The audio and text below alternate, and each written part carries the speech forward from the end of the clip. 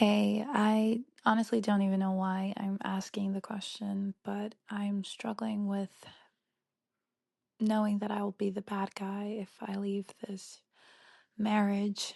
I'm heavily in the church community, and I've come to the realization in my late 20s that I'm just not happy and I need to stop avoiding it. I'm afraid of what will be said. I'm afraid that I'll be the wife that gave up too easily, but I know the truth is I've been with this person since I was a teenager. They were much older than me. It was a very inappropriate relationship. I've come to realize a lot of the emotional and mental abuse. And I know it's the right decision, but for some reason, I'm just afraid of making it a reality. I've already voiced it finally to my husband. He's having a hard time accepting it and is being very performative, like he wants to change. But the reality is that it's not about him anymore. It's about me. I know that I'm unfulfilled. I've been in this relationship because, well, though beautiful things did come out of it, like my two sons, I've never been truly happy in it because I was always living for someone else. Shame is a bitch, and women feel it disproportionately because we've been taught to feel it disproportionately. There's a big difference between being a bad person and being taught to feel like a bad person because you feeling like a bad person serves someone else. And who that someone else is usually a man, and broadly speaking, usually the patriarchy. So, first of all, I just want to say you're not a bad person, but in order to actually feel like not a bad person, you need to understand why you feel the way you do because it's not enough for me to just say, hey, you're not a bad person. You deserve what you want. Like, you know, all of that. Theoretically, you just don't feel it intrinsically. And the reason you don't feel it intrinsically is because of centuries of social conditioning where the patriarchy and men have realized that controlling a woman's sexuality benefited them. In most traditional societies, property titles, wealth, land was passed down through the man. But in order to pass anything down, the man needed a child, right? And who was going to give birth to that child? Well, a woman. A woman knows if a child is hers because she gave birth to it and she carried it for 9 months. But a man couldn't be sure back in ye olden days before DNA testing that a child was theirs unless a woman's sexuality was strictly controlled.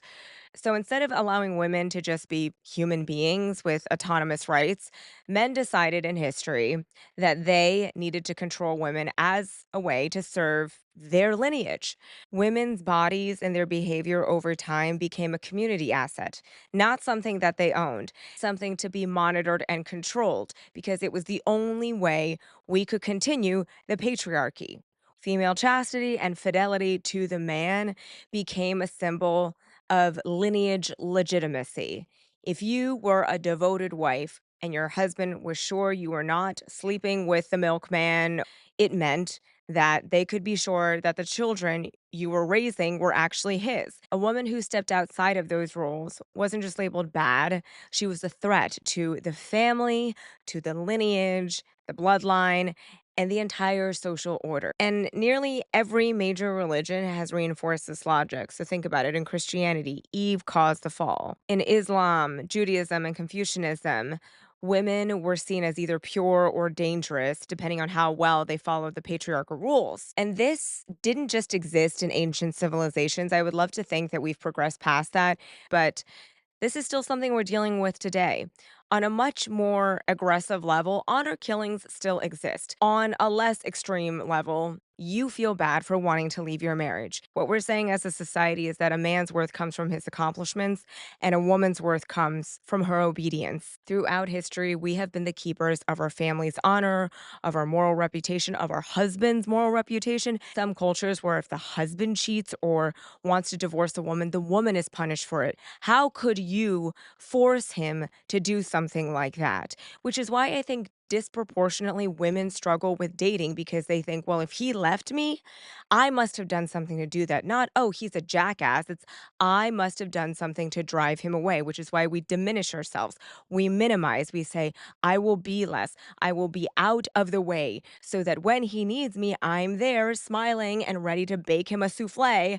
But when he doesn't need me, I will just be conveniently not in sight so that he can just go and accomplish what he needs to accomplish for his own ego. So now you can begin to understand why leaving your husband makes you feel like a bad person. And this goes for anybody who's trying to leave a long term relationship. He doesn't have to be Voldemort in order for you to want to leave him. The wanting to leave is enough. And I always preach that women should be more selfish.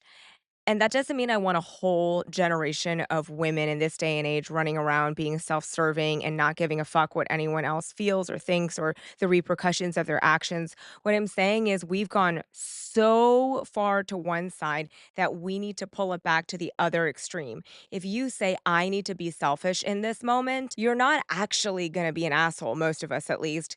You're just going to bring yourself back to equilibrium. You're going to bring yourself back to a place where you realize I deserve to feel happy, despite the fact that socially and culturally in history has taught me that I don't deserve to be happy because my worth historically has been tied to me being not happy.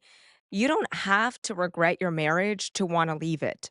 You don't have to regret being in a relationship with a man who you thought could be the one, but then realized a couple years in wasn't it, to leave it. The wanting to leave is enough. When men want to leave, they just think, I want to leave. It's not working for me. I'm not a bad person for wanting to leave. I know I can find someone else better for me. Whereas women are like, oh, well, he didn't abuse me. He didn't do anything bad. He's good enough. So why do I want to leave? Girl, men don't settle and women shouldn't either. So you clearly want to leave, and leaving for you means that you're not just going to be leaving your husband, you're going to be leaving the only world you've really ever known, this religious community you've been in. So you're breaking up not with him, you're breaking up with the people around you. And that's really freaking scary because you don't know a world outside of the community you're in. But here's the thing, I don't know the world inside the community you're in. So that just goes to show you how big this world is. I'm talking to you here, telling you that I have no idea what your life is like. I have no idea what your community is like. I have no idea what your religion is like and what you've been taught to care about and not care about. I don't know the people that you think matter. I guarantee you they don't matter as much as you think they do. So I'm telling you that if I can sit here at my house in Connecticut on a random Wednesday and be happy, despite the fact that I have no idea who any of the people in your life are, who any of the church elders or the authorities in your community are, like you can too. It's just you don't know it. And when we don't know something, we assume the unknown is horrifying. We assume that the road less traveled is a road of thorns and snakes and just creepy crawlies, when in fact, sometimes the road less traveled leads to flowers we never knew existed. The road less traveled leads to places so beautiful that you never thought you could see it in this lifetime. But you have to leave what you know, and that is the difficult part. And if you stay in this marriage, and you can, a lot of people do. So many people stay in unhappy or a little less than happy marriages because they don't think anything is better out there for them. What is going to happen is you're going to continuously lose yourself even more. And you're going to diminish yourself to the point where one day when your kids are out of the house and they're all grown and it's just you and your husband sitting in your house, you're going to wonder, where the hell did my life go? Because then at that point, you won't have your children at least to cling on to feel like, okay, well, at least I can make that a true part of my identity. Once the job of raising your children is done, you will be faced with the fact that you have led a life for everyone else in your community but you. And for what? I want you to see this next chapter, despite the fact that this next chapter is really scary and unknown and horrifying, and divorce is no small thing. I want you to realize that it can also be an exciting thing, that there are parts of you that you have yet to discover. And at every stage of my life, I feel like that. When I was in high school, I couldn't run a mile. When I was 26, I ran the New York City Marathon. As little as maybe 2 or 3 years ago, I only felt beautiful when I walked outside in full glam with a full set of lashes, smoky eye, everything. Now, just a few years later, I've realized I feel beautiful with less on. I still love makeup. I still love a full glam moment, but I never thought I would get to a point where I would feel this comfortable in my own skin. Even if I'm not wearing any makeup, I'm wearing very minimal makeup right now, I still feel like I'm worthy. And I know that's such a trivial example compared to what you're dealing with right now, but sometimes the little things can help us understand the big things. I truly thought there was never a day where I would not feel comfortable going out without a full set of lashes on. That's where my insecurity was in my 20s. And similarly, I remember this so clearly from when I was a kid. I had a really hard time as a child replacing the toilet paper because at the time we didn't have those lever toilet paper holders. They were all the spring loaded ones. And my tiny hands, I didn't have enough grip. I always had trouble with this. And my parents were always there to refill the toilet paper roll for me, even though I tried to do it on my own several times. And I remember thinking I was maybe 7 or 8, wondering what's going to happen when I grow up and I have to be on my own and I can't replace the toilet paper. I was terrified of that. It was one of those weird neuroses I had as a kid that probably indicated I was going to struggle with mental health later in life. But it was a perfect example of I thought I was not going to be able to ever replace toilet paper. And then I grew up and I realized it's just not that fucking hard. And also, technology caught up because now we have lever toilet paper holder rolls. And I don't care what any of you think, but I think spring loaded toilet paper holders should be banished forever. Death to the spring loaded ones because once you go lever, you don't go back. It is so much easier. I sort of joke, but I sort of don't because at 34, I feel like I've learned a lot about myself and I've surprised myself in so many great ways. But I know there are so many other things that I have yet to learn. In 10 years, I'll maybe think, oh my God, I never thought I would feel like this, but I do. So I think you need to be more selfish. I think you need to say, I deserve to be happy. Even if it comes at the expense of someone else's happiness. Because what's happening right now is everyone else around you is happy at your expense. And so sometimes we have no choice but to be selfish and self centered. Sometimes there is no way to have both. And in this case, you can't have both.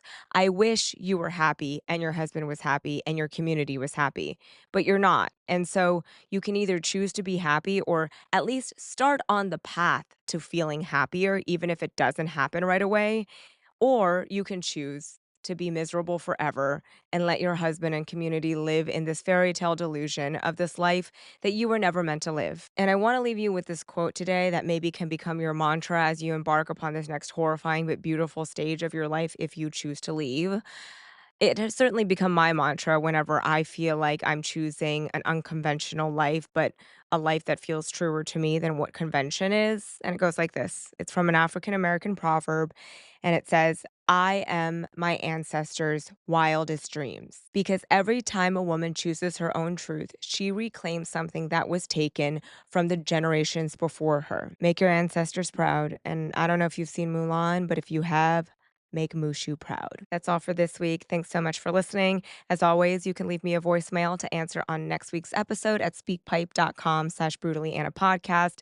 That's speakpipe.com/brutallyannapodcast. And don't forget to rate, review, subscribe, like all of the things, share all the love.